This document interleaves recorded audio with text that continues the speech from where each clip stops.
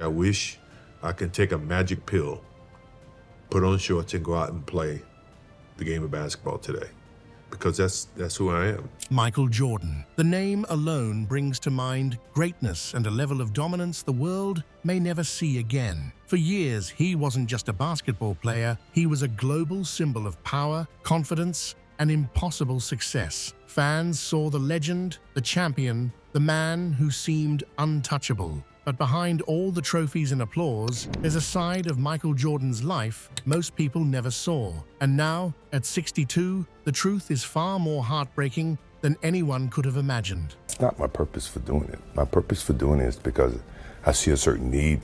I feel a certain warmth about it. The same man who built an empire with his own hands has faced a series of personal tragedies that would break almost anyone else. Join us in this video as we reveal the details. Number 4. The night the world fell apart. On July 23, 1993, a darkness descended on Michael Jordan's life, one so heavy that no trophy, no applause, no cheering crowd could ever lift it. His father, James R. Jordan, the man who had been with him through every milestone, who filmed every victory with a camcorder held proudly in his hands, was taken from him in the most senseless way. James had pulled over to rest in his car when strangers attacked him, and the tragedy ended his life shortly afterward. When the call reached Michael, it didn't feel like news. It felt like a collapse. The phone slipped from his fingers. His breath vanished. The room spun around him as if the world itself had broken apart. His mother's trembling voice on the other end only deepened a wound too deep for words. That night, the brightest light in basketball lost the man who had always guided him through the storm.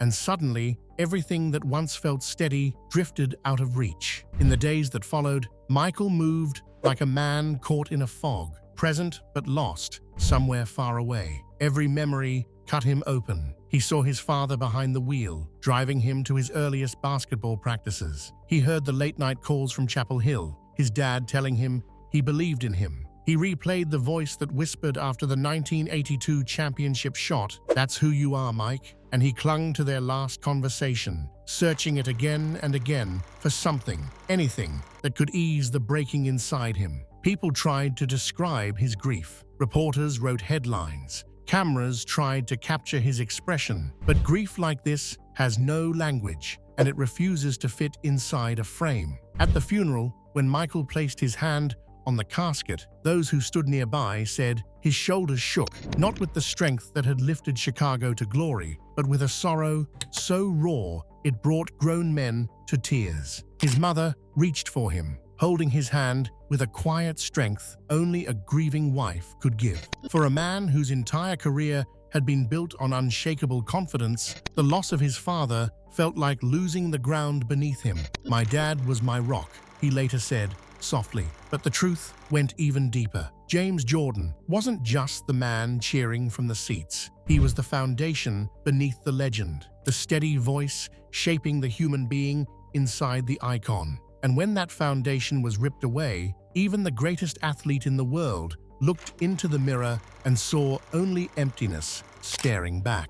By October 1993, the grief had carved a hollow inside him. The interviews, the arenas packed with fans, the nightly expectations, all of it felt distant and meaningless. Without the man who had celebrated every step of his rise, Michael Jordan stood in the middle of his empire and felt it crumble around him. So what other tragedy did Michael Jordan face? Keep watching to find out. Number 3. The brother he never expected to lose. When Michael Jordan stepped onto the stage at Kobe Bryant's public memorial on February 24, 2020, the entire arena shifted. Staples Center was already drowning in heartbreak. 20,000 people inside, millions more watching from home, but seeing Michael, a man who rarely lets the world into his most private spaces, brought a fresh wave of emotion that washed over everyone. Jordan wasn't just another legend paying respects. He was the biggest global superstar the NBA had ever produced, the face of an era, the man still ruling the league when a fearless kid from Lower Merion High School entered in 1996, determined to chase him, challenge him, and learn from him. His presence that day said everything about what Kobe meant to him. Michael has never been one to seek the spotlight in retirement. No analyst chair, no podcast tour, no sequel to Space Jam. He's stayed mostly in the background, guarding his privacy. But on that day, he stepped forward, not as the icon the world worshipped, but as a grieving friend, mourning someone he loved like family. As Michael spoke, tears streamed down his face, real, unguarded, heavy. He called Kobe his little brother, a bond formed not out of blood, but out of respect, competition, and relentless passion. He remembered how Kobe never stopped pushing, never stopped asking questions, never stopped trying to understand the mind of the man he idolized. Kobe called him at 2 a.m. to break down moves. He cornered him during games to ask about footwork or angles. He treated Michael not just as a mentor, but as a compass. And Michael, in return, embraced him with a tenderness the world rarely got to see. With a shaky smile cutting through his grief, Jordan joked, "This is what Kobe Bryant does to me. He knows how to get to you in a way that affects you personally, even if he is a pain in the ass." The crowd laughed softly through tears, because in that moment, Michael wasn't the unshakable competitor or the flawless symbol of greatness. He was a man grieving his little brother, a brother taken far too soon, long before either of them imagined such a goodbye. And for a brief moment on that stage, the world saw Michael Jordan, not as the legend, but as the human being beneath it all, broken, hearted, and forever changed by the loss of someone who meant more to him than he ever fully said while Kobe was still here. But this wasn't all. Michael also faced another tragedy in his life, one that changed him forever. Stay tuned to find out what it was. Number 2, the love that fame couldn't save. In the late 1980s, long before the world carved his name into legend, Michael Jordan met Juanita Vanoy, a woman who didn't fall in love with the icon, but with the man who still felt like he was climbing rather than standing on top of the world. Their early love unfolded in moments soft enough to feel like scenes from a quiet film. Whispered conversations in dim restaurants, hands linked in the back of waiting cars, and dreams exchanged into those fragile hours before sunrise. When they married in 1989, at just 26, Michael truly believed he wasn't building a future on fame. He was building it on forever. As their family grew with the arrivals of Jeffrey, Marcus, and Jasmine, their home filled with the kind of warmth that even championships couldn't compete with. Tiny shoes resting beside glittering rings, children's laughter echoes through hallways lined with trophies, camcorder clips from backyard weekends that Michael replayed with the same devotion others gave to highlight reels. For a while, even a man destined for immortality lived a life tender, ordinary, beautifully human. But fractures in a marriage never begin with explosions. They start as hairline cracks, so small you only see them when the light hits just right. Another missed recital because of a road game. A holiday interrupted by a sponsor call. A goodnight kiss delivered through a phone because he was in another arena, another city, another obligation. As Michael's career erupted into global myth, the world began pulling at him from all sides. Brands, media, fans, cameras, expectations. And while the world saw unstoppable greatness, Juanita saw something else. A home she was holding up alone. She raised 3 children with love and determination, often without the partner she married, while Michael tried to carry the weight of a dynasty and the impossible demands of fame. They still loved each other, but with every season, the distance between them grew, stretching thinner, wider, quieter. Then came the tabloids, not with scandal, but with noise, rumors, whispers, speculations, none of them true enough to define them, but loud enough to erode the peace inside their home. It wasn't betrayal that hurt them.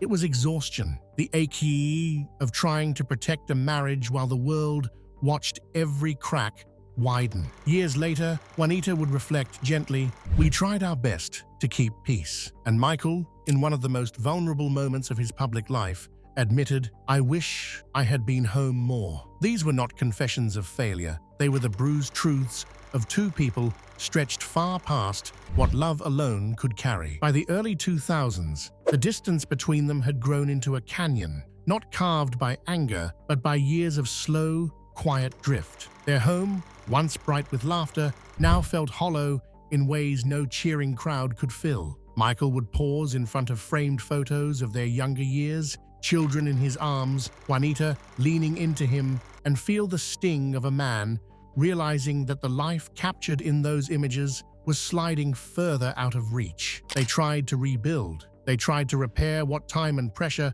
had worn thin. But some fractures, once deep enough, cannot be patched, only honored. And so, in 2002, after 13 years of marriage, Juanita filed for divorce. Not with anger, but with the resolve of someone choosing dignity before everything collapsed completely. The process stretched across 4 long years, turning their quiet heartbreak into national entertainment. Headlines swarmed, strangers judged, their most personal pain unfolded beneath a spotlight neither of them wanted. And when the divorce was finalized in 2006, the world fixated on the staggering $168 million settlement. But the real heartbreak wasn't in the number, it was in the silence that followed as Michael stepped out into the cold Chicago air, realizing that for all his rings and records, there was one loss no greatness could ever undo: the loss of the home he thought he could protect. Yet, from their devastation, something rare and dignified emerged. Michael and Juanita refused to turn their wounds into weapons. No public attacks, no televised bitterness, no attempts to win the sympathy of the world. Instead, they chose respect, quiet, deliberate, unwavering. They rebuilt not as husband and wife, but as partners in the legacy that mattered more than anything else: their children. Co-parenting became the new rhythm of their lives, shaped not by resentment, but by grace. Over time, anger softened into understanding, and regret slowly became reflection. Today, when Michael speaks about that chapter, he doesn't talk about blame. He talks about lessons, that presence matters more than perfection, that no amount of success can replace time, and that even the greatest among us are still fragile at home. And in that truth lies the most human message of all. Sometimes the hardest battles are fought in silence, and sometimes the most heroic act of love is letting go with dignity, gratitude, and the quiet hope that the love you shared will remain even after the marriage ends. What other tragedy erupted in Michael's life? Let's find out. Number 1. The shadow that followed him off the court. By the early 1990s, Michael Jordan was more than a superstar. He was a phenomenon. But at the height of his fame, another story began to grow in the shadows, one that had nothing to do with basketball, yet threatened to swallow his legacy whole: his gambling. During the 1993 NBA playoffs, fans spotted Jordan in Atlantic City the night before a crucial game. That image alone set off alarms. The year before, he had already admitted to covering $57,000 in gambling losses, an amount stunning to most people, but barely a dent for a man of his wealth. Then author Richard Esquinas claimed in a 1993 book that he'd won $1.25 million from Jordan on the golf course. Whether the number was inflated or not, the headlines exploded. Suddenly, the man who ruled the league was being portrayed as a risk-taker off the court, someone flirting with danger in a way the public couldn't ignore, and Jordan didn't hide from it. In a 2005 interview with Ed Bradley on 60 Minutes, he admitted openly that he'd made reckless decisions. "Yeah, I've gotten myself into situations where I would not walk away, and I've pushed the envelope," he said. And then he added the line people never forgot. Is that compulsive? Yeah, it depends on how you look at it. If you're willing to jeopardize your livelihood and your family, then yeah. But when Bradley pressed further, had his gambling ever reached that level, ever threatened his career or his loved ones? Jordan firmly answered, no, yet the rumors kept coming. Whispers spread that his sudden 1993 retirement wasn't about grief or burnout. It was a secret suspension from the NBA for gambling. Fans debated it. Radio hosts fed it. Conspiracy theories took on a life of their own. David Stern, the NBA commissioner at the time, denied it publicly in both 1995 and again in 2006, insisting the league had never suspended Jordan. Even Ron Shelton, the director of Jordan Rides the Bus, admitted he began researching his documentary believing the rumor, but ended up convinced it was nonsense. And still, it lingered. That's what rumors do. They outlive facts. Finally, in the Last Dance documentary in 2020, Jordan addressed the speculation directly.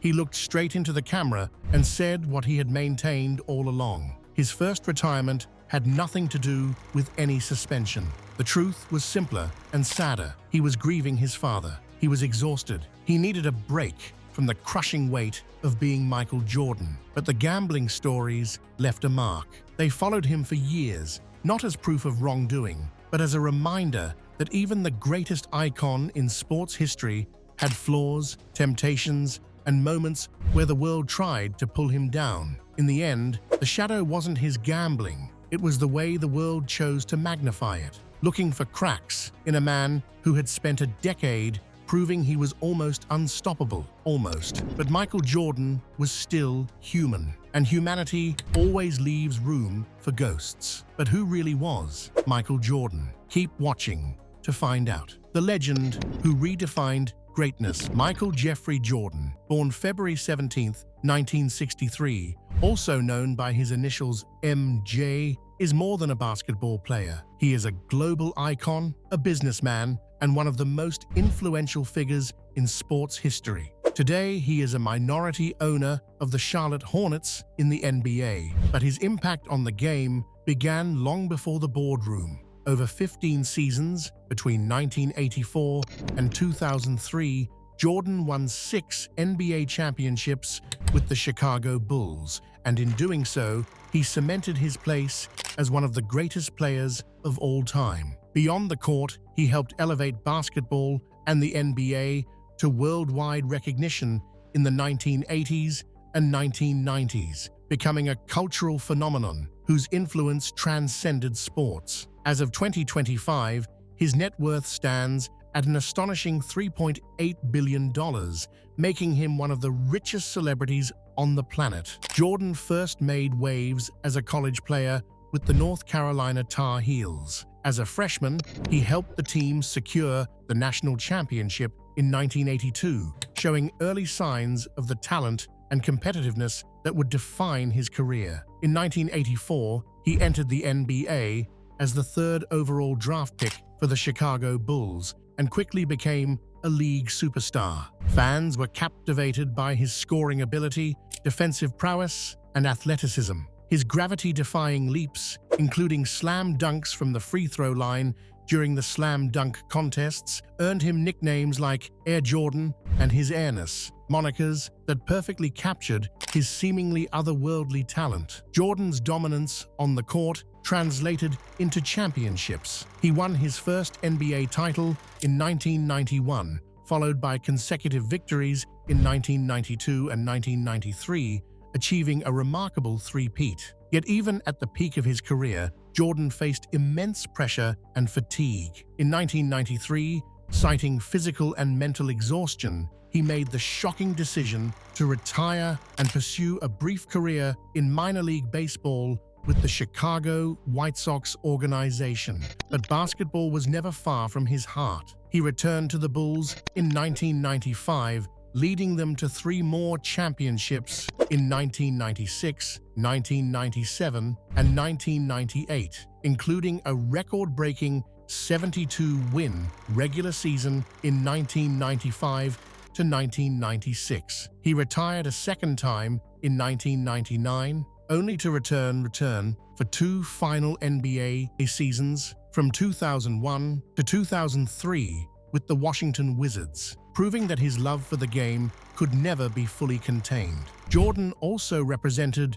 the United States on the international stage, winning 4 gold medals during his college and NBA careers: the 1983 Pan American Games, the 1984 Summer Olympics, the 1992 Tournament of the Americas, and the 1992 Summer Olympics as part of the legendary Dream Team, remaining undefeated each time. Off the court, Jordan revolutionized athlete marketing. His partnership with Nike gave birth to the Air Jordan sneaker line in 1984, a brand that continues to dominate fashion and sports culture today. Michael Jordan's story is one of transcendent talent, relentless ambition, and unmatched impact. From the basketball courts of North Carolina to the arenas of the NBA, and from the world of business to cultural stardom, his journey is a testament to the heights one can reach when skill, determination, and vision collide.